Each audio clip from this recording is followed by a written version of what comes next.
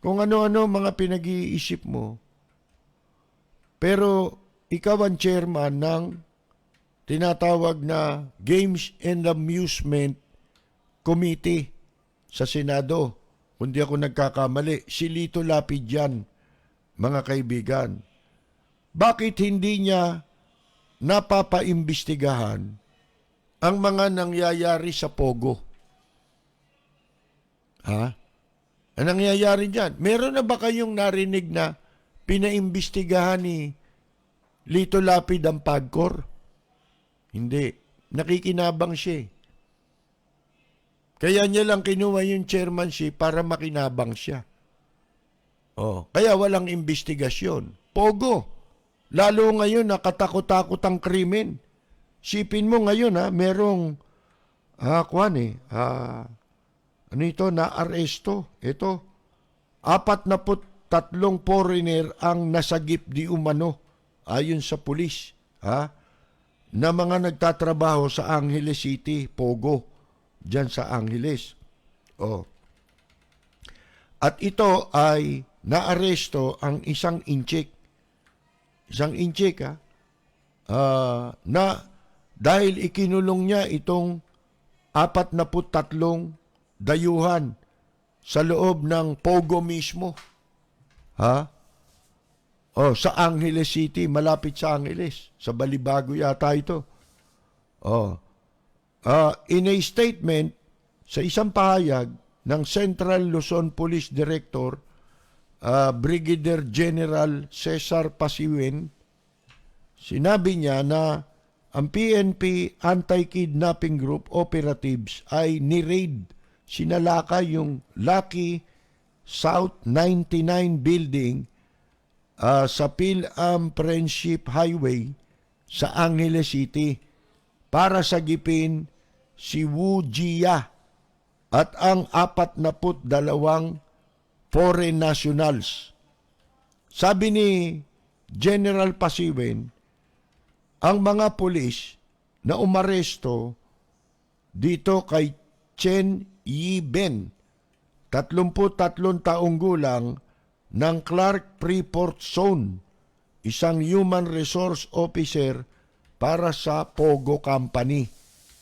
Ito'y nag-ugat itong operation na ito mula sa impormasyong natanggap ng anti-kidnapping group na merong mga foreign nationals na nagtatrabaho pero ikinulong sa isang offshore gaming operation sa lugar. Sabi ni General. Hindi pa yan. Ito naman.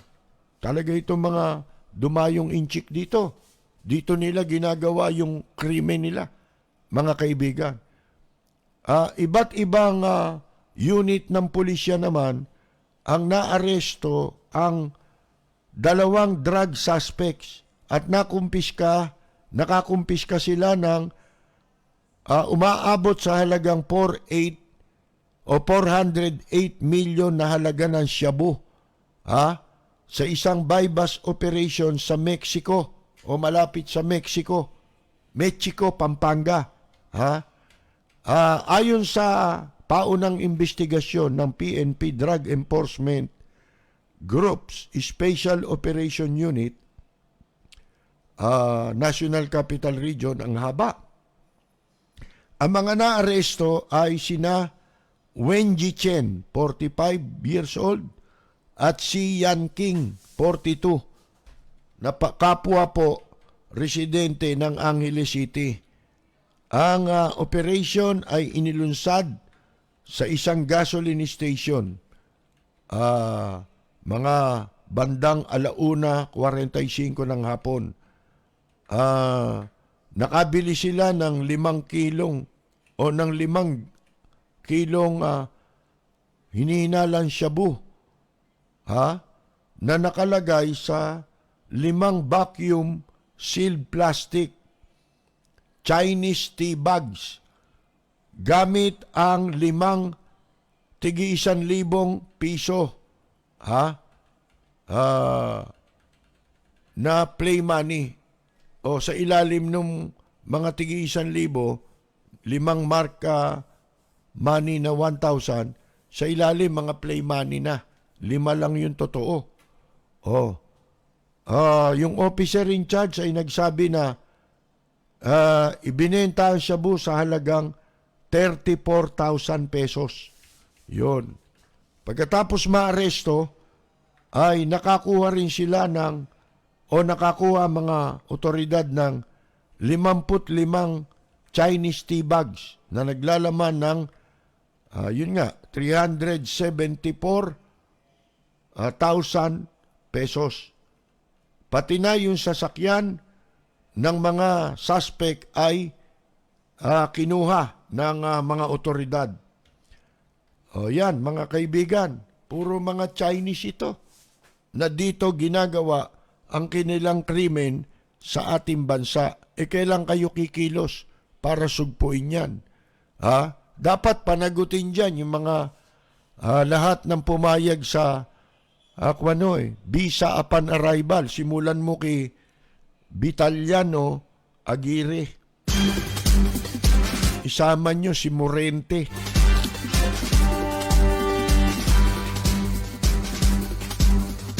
Baka ituloy yan ni Tagsisingko, mga kaibigan.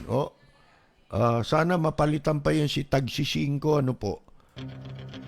Walang preno kung bumatikos. Malalim at makatwirang komentaryo. Mag-ingat ang mga politikong gumagawa ng kalokohan at baka kayo ay tamaan ng Rapid Fire!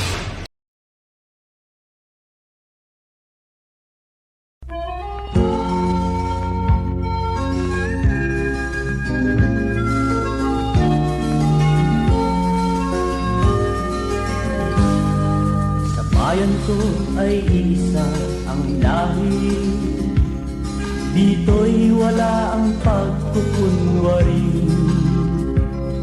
Hindi padadaig, sadyang kilala sa daigdig, may pagkakaisa sa bawat nais. Ang bayan ko'y punong-puno ng yaman, bakit ito'y kailangan pang iwanan? Hindi nga ba't anong sarap mabuhay ng buong ganap? Sa bayan mo, sumabit man yaong wakas. Dito sa bayan ko, lahat kami pantay-pantay. Walang nang aapit, ang pag-ibig ay tunay. Dito sa bayan ko, dito'y makikilala mo ang isang kaibigan nagmamahal sa'yo.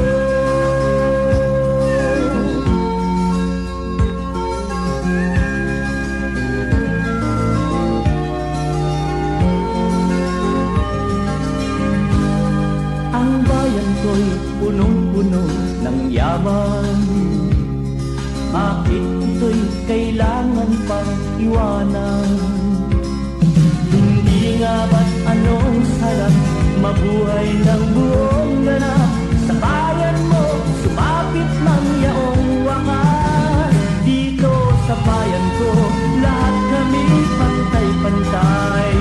Walang nang aabit, ang pag-ibig ay tunay. Dito sa bayan ko, dito'y makikilala mo ang mga kaibigang nagmamahal sa'yo. Dito sa bayan ko, lahat kami pantay-pantay. Walang nang aapit, ang pag-ibig ay tunay. Dito sa bayan ko, dito'y makikilala mo ang isang kaibigan, ang mga kaibigan, ang bawat kaibigan na